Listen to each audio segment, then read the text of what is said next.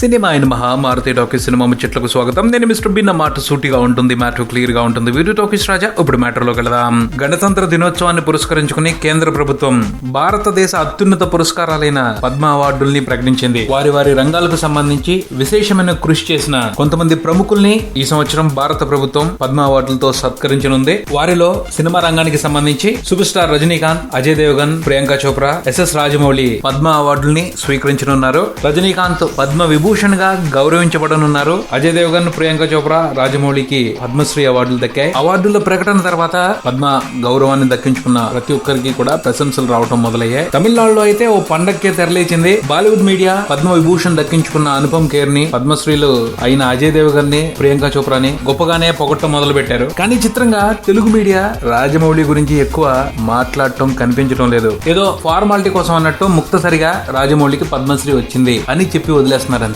మీడియానే కాదు, మిగతా వాళ్ళందరూ కూడా రాజమౌళిని ప్రశంసించే విషయంగా ఆచితూచి స్పందిస్తున్నారు. ఈవెన్ రాజమౌళి ఫ్రెండ్స్, శ్రేయోభిలాషులు, ఫ్యామిలీ మెంబర్స్ కూడా ఏ విధమైన ఉత్సాహాన్ని ప్రదర్శించడం లేదు. పరిస్థితి చూస్తుంటే అందరూ కూడా ఓ స్ట్రాటజీ ప్రకారమే సైలెన్స్ ని మెయింటైన్ చేస్తున్నారు అనిపిస్తుంది. తనకి పద్మశ్రీ దక్కిన సందర్భాన్ని పురస్కరించుకుని రాజమౌళి ఏ విధంగా స్పందిస్తారో చూడాలని అందరూ ఆతృతగా ఎదురు చూస్తున్నారు. కానీ రాజమౌళి నుండి గానీ, ఆయన టీం నుండి గానీ, ఆయన రెస్పాన్స్ కు సంబంధించి ఎటువంటి సిగ్నల్స్ రావటం లేదు. బహుశా రాజమౌళి ఈ విషయానికి సంబంధించి ఎలా రియాక్ట్ అవ్వాలో ఆలోచిస్తున్నారు అని అనుకోవచ్చు. ఆయన ఆలోచిస్తూ ఉండటానికి ఓ రీజన్ కూడా కనిపిస్తా ఉంది. ఏమిటి అంటే, తెలుగువాడైన రాజమౌళికి పద్మశ్రీ ఇవ్వాలని 2 తెలుగు రాష్ట్రాల ప్రభుత్వాలు కేంద్ర ప్రభుత్వానికి సిఫార్సు చేయలేదు. కర్ణాటక ప్రభుత్వం సిఫార్సు చేసింది రాజమౌళికి పద్మశ్రీ ఇవ్వాలి అని. ఆ రిక్వెస్ట్ ని మన్నించే కర్ణాటక తరపున రాజమౌళికి పద్మశ్రీ ఇస్తున్నట్టు కేంద్ర ప్రభుత్వం ప్రకటించింది. ఈ విషయానికి సంబంధించి క్లారిటీ అందకే అందరూ కూడా మల్లలు గుల్లలు పడుతున్నారు అని అనుకోవచ్చు. ఏదేమైనప్పటికీ రాజమౌళికి పద్మశ్రీ రావటం